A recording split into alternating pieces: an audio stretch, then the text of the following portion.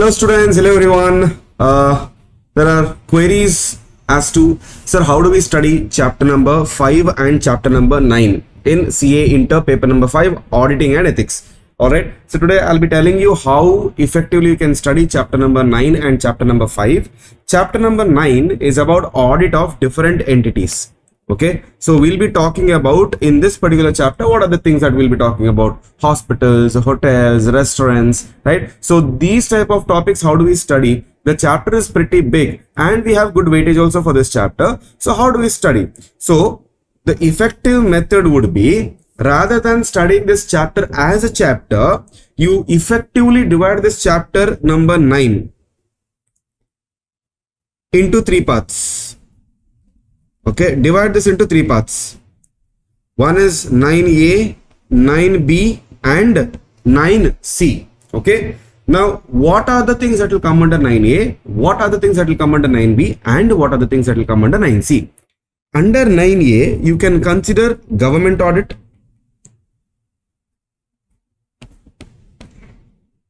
Under 9B, you can consider cooperative society audit. Alright, and under 9C comes other entities. Okay, so government audit, cooperative society audit and other entities. Now, under other entities, hotels, restaurants, clubs, theaters, all these movies, all these things will come. How do we see, how do we study that? See, in every entity, there are 5 things that are common. Okay, 5 headings that are common which we have to think about. Alright, one is called our preliminary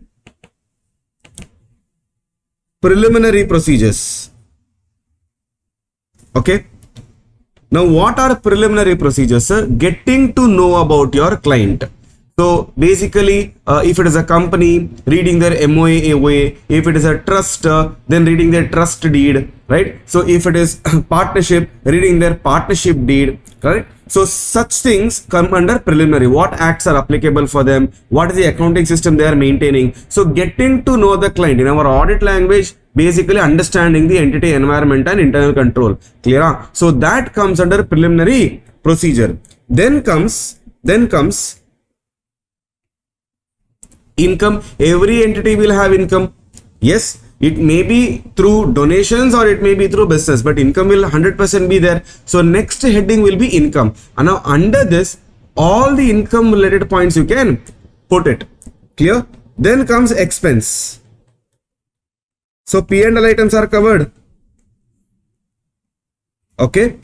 Now, 4th item will be balance sheet items, that is assets and liabilities.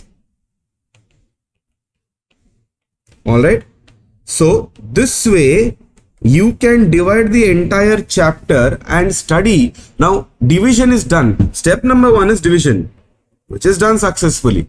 Clear? This way we'll divide. Now comes step number 2, where how to study once division is done. Okay, very simple. You will be studying your routine. Like routine study means what here? In our entire syllabus, we have chapter 11 chapters we have. Correct? Huh? Now out of this, if I remove 3 chapters, that is your chapter number 5, chapter number 9 and chapter number 10. Clear? Now chapter number 5 is items of financial statements. Chapter number 9 is different entities and chapter number 10 is bank audit. Okay, so apart from this, your all other chapters are basically based on standards. Clear? So purely standard based topics other chapters are. Now when you're studying your other chapters on a daily basis, revision or normal studies, routine studies, whatever you're doing, daily basis, let us say you allocate 3 hours. You allocate what? 3 hours. In that, divide this 3 hour into 2.5 hour and half an hour. Okay. Now 2.5 hours you give it to your routine studies. For half an hour you take other entities. Okay, you take other entities. Now other entities, how will you take? Every day one entity you do.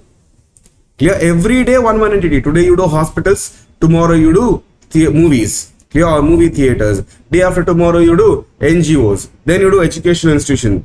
Clear?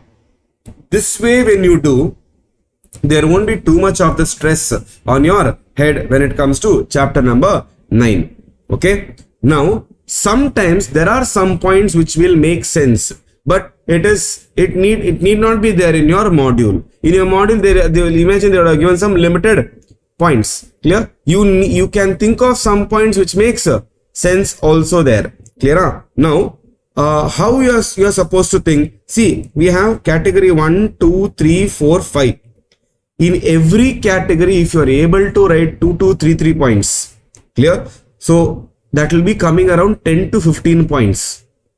Okay. Now in your institute model, if it is not there, then don't add unnecessary points. But if there are too much of a content, you can think of writing such points or small points or easy points in these categories and still be able to score some level of marks instead of losing the entire question. Clear? This way, effectively you can divide chapter number 9 and study also effectively. When you complete one unit every day, then you will not even know that I have completed a chapter. Once all other entities are done, entire 9C part is done, then go to 9B and then go to 9A. Clear? In 9A also you have actually so many things to study: performance audit, expenditure audit, revenue audit. Clear? So you have so many things to do there. Part by part, if you do, it is much better. Clear? This is how you study chapter number 9. Okay. Now, how do I study chapter number 5? Chapter number 5 also has very similar template. Clear? In chapter number 5, we have items of financial statements. Items of financial statements. In that, we have two types of items: balance sheet and P&L items. Okay. Assets, liabilities, capital. And in P&L, income, expense. Right?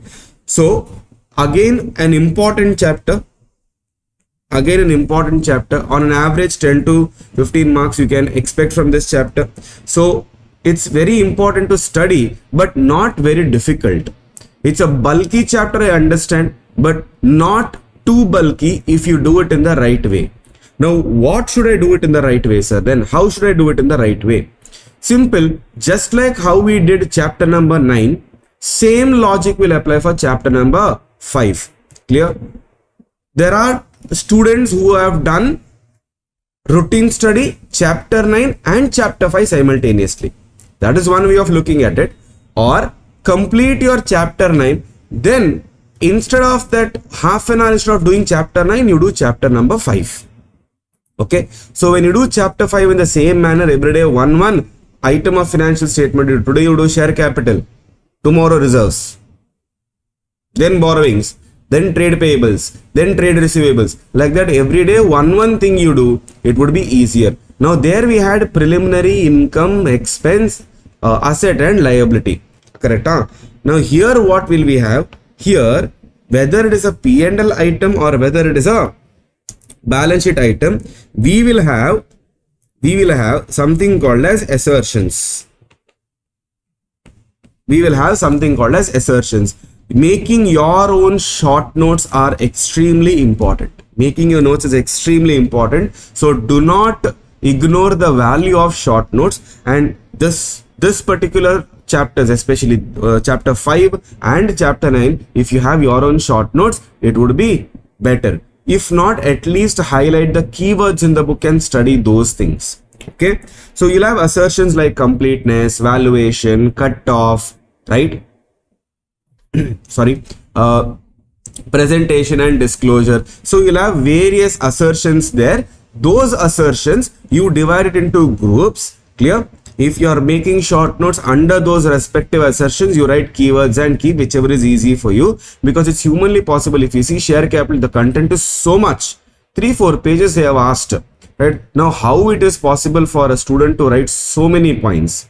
Clear? So if you make short notes like this, chapter 5 also can be managed in an effective manner. So during your routine studies only, continue same logic, 2.5 and half, 2.5 for your other topics and half an hour for your chapter number 5 topic. You do chapter 5 after chapter 9 or you do chapter 9 after chapter 5, doesn't matter. These two things can happen simultaneously, also can happen non-simultaneously also. You can do it separately also.